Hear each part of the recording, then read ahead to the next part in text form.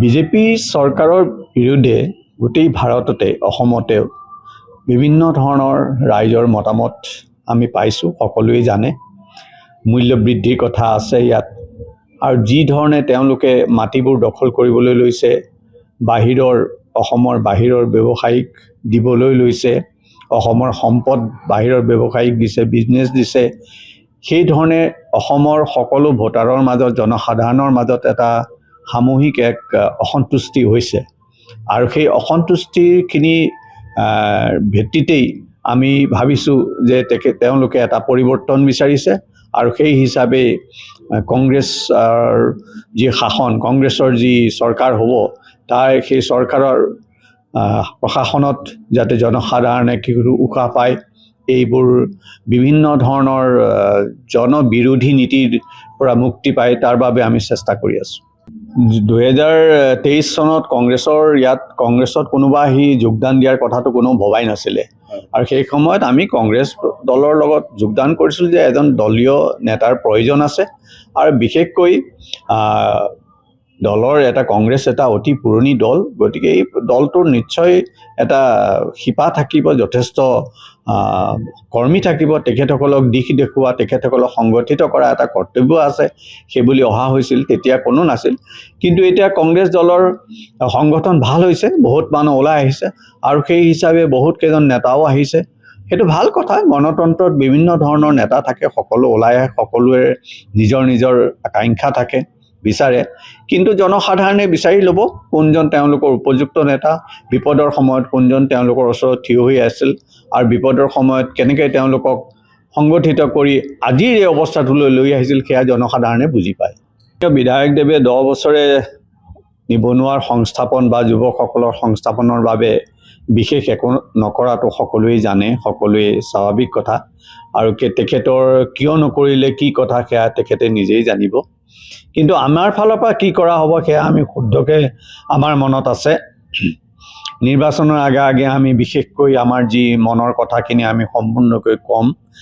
আজি আমি ইমানখিনিয়ে ক'ব পাৰোঁ যে নিবনুৱা সংস্থাপন আৰু যুৱকসকলৰ এটা জীৱিকা উপাৰ্জনৰ যি ব্যৱস্থা কৰাৰ কাম, সেই বিষয়ত আমি চবতকৈ আগত আমি তাৰ ইম্পৰ্টেঞ্চ দি আমি সেইমতে কাম কৰি যাম। বিশেষকৈ আমাৰ ইয়াত ডাঙৰ কথা হ'ল কি, মই নিবনুৱা সংস্থাপনৰ ক্ষেত্ৰত সকলোৱে নিজৰ সংস্থাপনটো বিচাৰি লয়, কিন্তু আমি তেওঁলোকক সুবিধা দিব লাগিব যাতে তেওঁলোক আগবাঢ়ি যাব পাৰে। যেনে কোনোবাই যদি ঘৰত কিবা এটা খেতি কৰিলে, সেই খেতিটোৰ যাতে আমি মাৰ্কেট দিব পাৰোঁ, আৰু সেই মাৰ্কেট দিয়াৰ দায়িত্বটো আমাৰ থাকে। মাৰ্কেটত তেওঁ উচিত মূল্য পোৱাৰ লগে লগে তেওঁ এটা সংস্থাপন পাবই। মাছখিনি আছে পুখুৰীত, বা পল্ট্ৰি ফাৰ্মৰে কিবা আছে, চলি আছে, আমাৰ বিভিন্ন ঠাইত যুৱকসকলে কৰি আছে, এইবোৰৰ এটা উপযুক্ত মাৰ্কেট আমি দিব পাৰিলে আমি নিশ্চয় তেখেতসকলে নিজে জীৱিকা আৰ্জন কৰি ল'ব পৰা সক্ষমতা আমাৰ যুৱক যুৱতীৰ আজিৰ দিনত আছে।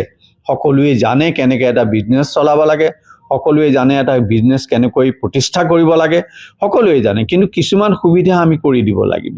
সেইখিনি আমি কৰি দিয়াত আমাৰ প্ৰথম চেষ্টা সেইটোৱেই হ'ব, যাতে যিসকলে সংস্থাপনৰ কাৰণে চেষ্টা কৰিছে তেওঁলোকে যাতে আগবাঢ়িব পাৰে। ফাইনান্স, মাৰ্কেট, অন্য লজিষ্টিক, গোটেইখিনিত যাতে তেওঁলোকে সুবিধা পায়, সেইখিনি ব্যৱস্থা কৰি দিয়াতেই আমাৰ মনোযোগ থাকিব।